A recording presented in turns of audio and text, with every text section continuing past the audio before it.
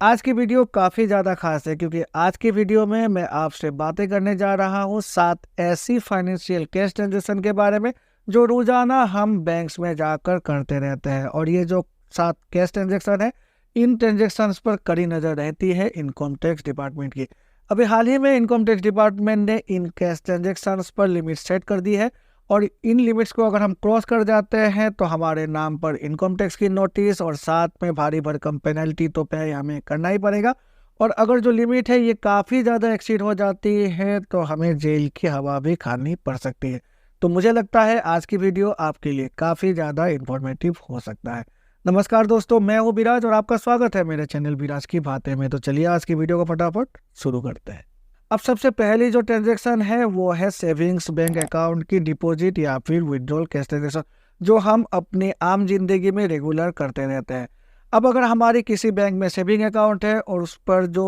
Withdrawal है या फिर जो डिपॉजिट है, एक फाइनेंशियल ईयर में अगर वो 10 लाख रुपए को क्रॉस कर जाती है, कैश ट्रांजैक्शन के तौर पर क्रॉस कर जाती है,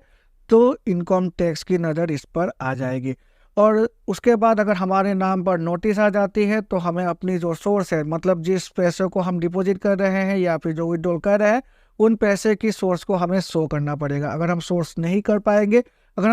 कर पाएंगे तो हमें भारी भरकम पेनल्टी अप टू 89% तक हमारी जो अमाउंट है, ये जो एक्सीडिंग अमाउंट है, यानी कि 10 लाख रुपए से ऊपर जितनी भी अमाउंट है उस पर हमें पेनल्टी पे करना पड़ सकता है। और अगर अमाउंट काफ़ी ज़्यादा हाई हो जाएगी तो हमारे नाम पर नोटिस के साथ साथ हमें जेल भी हो सकती है। तो अगर हमारी सेविंग अकाउंट है और एक फाइनेंशियल ईयर में अगर हम 10 लाख रुपए सेविंग अकाउंट से डिपॉजिट या फिर विड्रॉल को जोड़ कर लेते हैं तो इसको भी आप ध्यान में रख कर कीजिएगा। हो सके तो चेक या फिर जो अकाउंट ट्रांसफ़र है उसी का इस्तेमाल कीजिएगा विड्रॉल के लिए। और डिपॉजिट भी अगर किसी से लेना है भारी भरकम अमाउंट तो उसे उनके अकाउंट से चेक या फिर ऑनलाइन ट्रांजेक्शन के तौर पर ही ले लीजिएगा। अब दूसरी है करंट अकाउंट की डिपॉजिट और कैश विड्रॉल की लिमिट। और ये जैसे कि सेविंग अकाउंट में 10 लाख रुपए है एक फिस्कल ईयर में, तो करंट अकाउंट के लिए है ये 50 लाख रुपए है। तो 50 लाख से ऊपर की जितनी भी ट्रांजेक्शन होगी उस पर कड़ी नज़र रहती है इनकम टैक्स डिपार्टमेंट की। और काफ़ी ज़्यादा अगर हाई हो जाती है और हमारी जो इनकम टैक्स की रिटर्न है उस रिटर्न को ये जस्टिफाई नहीं करती है तो प्रीवियस रिटर्न से,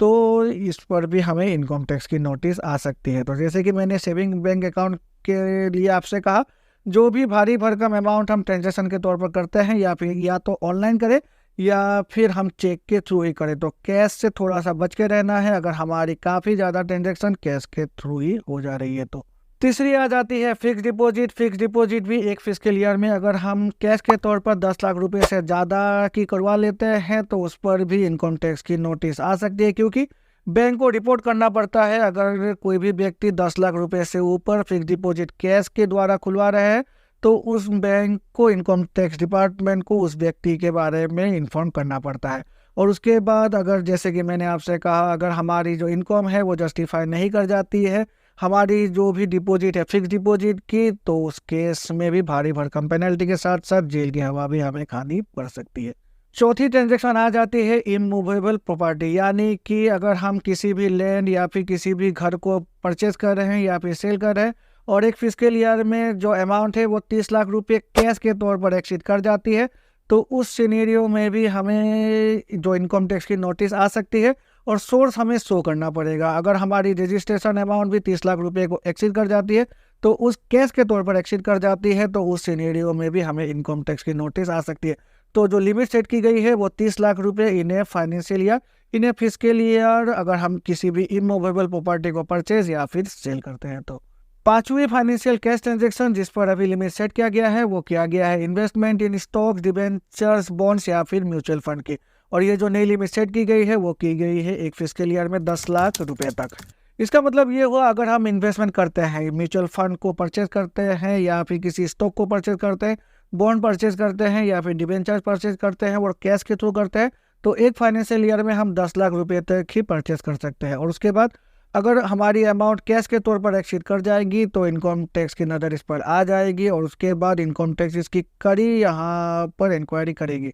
और अगर हमारी जो इनकम है और हमारी जो सोर्स ऑफ जो कैश है उसको हम जस्टिफाई नहीं कर पाएंगे तो जैसे कि मैंने आपसे कहा, भारी भरकम पेनल्टी, साथ में जेल और इनकम टैक्स की नोटिस तो आना पक्का ही है। छठी फाइनेंशियल कैश ट्रांजैक्शन जिस पर नई लिमिट सेट की गई है वो की गई है पेमेंट ऑफ क्रेडिट कार्ड। अगर हम एक ऐसे व्यक्ति हैं जो क्रेडिट कार्ड का इस्तेमाल करते हैं और क्रेडिट कार्ड की जो पेमेंट है वो कैश के तौर पर करते हैं, तो एक फाइनेंशियल ईयर में अभी हम 10 लाख रुपए तक ही क्रेडिट कार्ड की जो पेमेंट है वो एक फाइनेंशियल ईयर में कर सकते हैं। अब उसके ऊपर अगर हम करेंगे तो उसकी इंक्वायरी की जाएगी और उसके बाद अगर हमारी सोर्स हम प्रूफ नहीं कर पाए तो हमें भारी भरकम पेनल्टी के साथ साथ इनकम टैक्स की नोटिस और जेल की हवा भी खानी पड़ सकती है। और जो सातवीं और आखिरी फाइनेंशियल कैश ट्रांजैक्शन है जिस पर नई लिमिट अभी सेट की गई है वो है सेल ऑफ फॉरेन करेंसी। अगर हम किसी भी कंट्री की फॉरेन करेंसी को सेल करते हैं तो एक फाइनेंशियल ईयर में थ्रू कैश हम 10 लाख रुपये तक ही ट्रांजेक्शन कर सकते हैं और उसके ऊपर अगर हम करेंगे तो इस पर इंक्वायरी हमारे नाम पर आ सकती है, तो इसको भी आपको ध्यान में रखना है।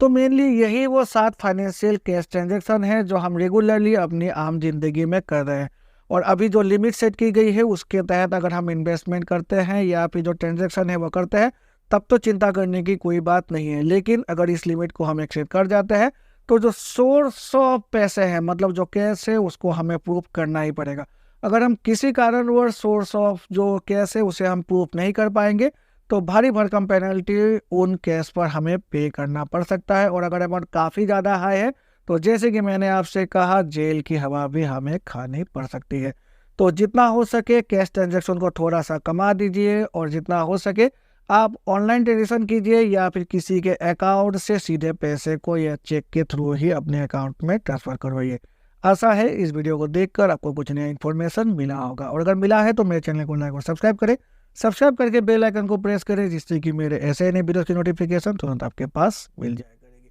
अब चलिए मिलते हैं अपने अगले वीडियो में, तब तक के लिए goodbye and take care.